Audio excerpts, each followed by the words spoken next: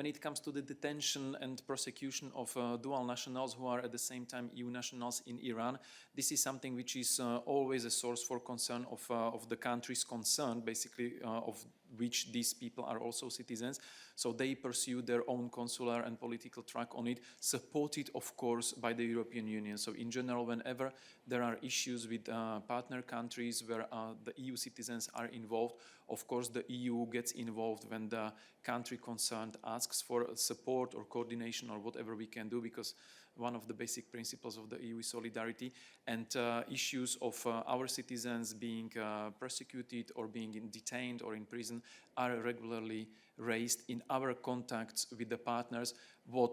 It doesn't necessarily mean that they need to be raised at the highest level if it's not necessary, but they are constantly being raised on appropriate levels in our dialogue with the partner countries' authorities.